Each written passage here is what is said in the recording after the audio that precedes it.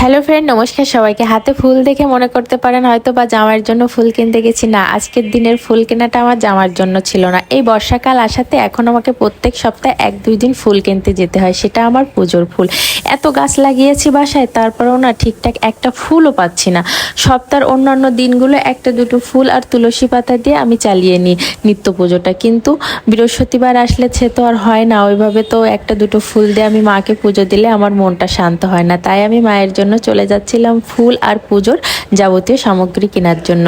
সকাল ধরে অনেকটাই বৃষ্টি হচ্ছিল, তারপরে ভাবলাম বৃষ্টি যেহেতু একটু থেমেছে, বৃষ্টির ভিতরে বেরোয়। আর আকাশটা না অনেক সুন্দর ছিল, মেঘলা মেঘলা আকাশ, হালকা হালকা রৌদ্র, বাইরের পরিবেশটা অনেক সুন্দর ছিল। আর আমার বাসার থেকে ফুল মার্কেট যেতে গেলে ময়লাপোতা বাদে, আর ময়লাপোতার থেকে একটু সামনেই তো ফুল মার্কেট। আর আমি এখানে যে আমার যাবতীয় যে ফুলগুলো কিনি, কিন্তু বাজারে এত পরিমাণ ফুলের দাম বাড়ছে সেটা আর বলার মতো না। আমি একটা ফুল 1 টাকাতে 2টা ফুল কিনতাম, সেই ফুল একটা 3 টাকা দিয়ে কিনতে হয়েছে। তাতেও আমার কোনো দুঃখ আফসোস নাই, কারণ মা লক্ষ্মী আমাকে 2 হাত ভরে দিয়েছে। তার পুজোতে সামান্য 3 টাকা দিয়ে একটা ফুল কিনে দিতে পারবো না, এটা তো বললে অন্যায় হবে। আর আমি সবসময় লক্ষ্মী পুজোর ব্যাপারে একেবারে আমার মন খোলা, হাত খোলা। আমি কোনো রকম ঠাকুর দেবতা নিয়ে কেপটেমি করতে পারি না। আমার যখন যেমন মন চায় আমি তখন সেইভাবে পুজো দিই। একটা সময় ছিল জানেন, একটা কথা শেয়ার করি, আমার জীবনে একটা সময় ছিল আমি যখন সর্বপ্রথম মা লক্ষ্মীর পুজো দেওয়া শুরু করি, আমি সর্বপ্রথম আমার মা লক্ষ্মীকে 50 টাকার মার্কেট করে আমি পুজো দিয়েছিলাম। সেদিন আমার অনেক খারাপ লেগেছিল। সেদিন মায়ের কাছে অনেক আশা নিয়ে বসেছিলাম যে মা,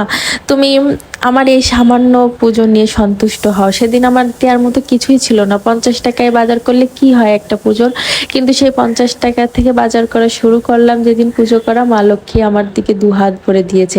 এখন আমি চাইলেই প্রত্যেক সপ্তাহে মাকে 5,000 টাকা খরচ করেও পুজো দিতে পারি। তাই আমি আমার মনের ইচ্ছা মতো, স্বাদ মতো সুন্দর করে সাজিয়ে গুছিয়ে মায়ের পুজো করতে ভালোবাসি। শুধু মায়ের পুজো না, অন্যান্য সব পুজোই আমি করি যতটুকু পারি, সংসার সামলিয়ে। সব সময় যে পারি তাও না, 2-1 সময় অনিয়মও করে ফেলি। মাঝে মাঝে তো এমনও দিন হয় আমি পুজো করার সময় পাই না বা করতেও পারি না। এর জন্য আমি বারবারই ক্ষমা চাই ভগবানের কাছে, আর বলি যে তুমি আমাকে একটু কৃপা দৃষ্টি দাও, যাতে আমি সব সময় তোমার প্রতি মতি হয়ে থাকতে পারি। তারপরে ফুল টুল কিনে নিয়ে চলে আসলাম ময়লাপোতায়। এখান থেকে আমি মিষ্টি নেব, কারণ আমি সবসময় পুজোর মিষ্টিগুলো ময়লাপোতার থেকেই নিই। এখানে একটা হোটেল আছে যে ঘই ডায়েরি, এখান থেকেই নিই, আর বানরগাতি থেকে নিই। এই ঘই ডায়েরির মিষ্টি বেশি পুজোতে ব্যবহার করি। আর এখানে এসে দেখি কি এক কাকা কলা বিক্রি করছে। আমি ভাবছিলাম কলা এসে কোথায় খুঁজবো না খুঁজবো, দেখেন মায়ের কৃপায় আমি একেবারে মিষ্টির দোকানের সামনেই কলা পেয়ে গেলাম। কারণ সকালবেলায় ময়লাপোতায় কলা পাওয়া কিন্তু খুবই টাফ, পাওয়া যায় না, কিন্তু এই যে মায়ের কৃপা ছিল আমি পেয়ে গেলাম। তাই এখান থেকে আমি আমার প্রয়োজন মতো কলাটা নিয়ে নিলাম। কলা নিয়ে শেষ করে, আর কলারও কিন্তু অনেক বেশি দাম ছিল, একটা কলা 7 টাকা করে পিস ছিল।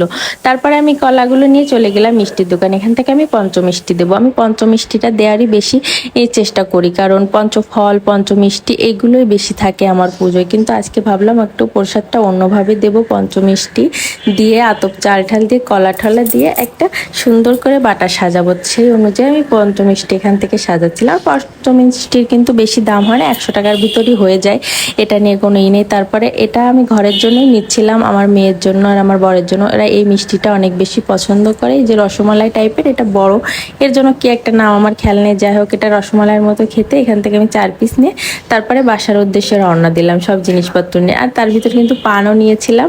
আর আমার ভিডিওটা কেমন লেগেছে অবশ্যই কমেন্ট করে জানাবেন। আর যারা যারা লক্ষ্মীবারে ব্রত করেন তারা অবশ্যই কমেন্ট করবেন। আর যে সকল দিদিরা আমার এই ভিডিও দেখে অনেক অনেক ভালোবাসা দেন তাদেরকে অনেক অনেক ধন্যবাদ।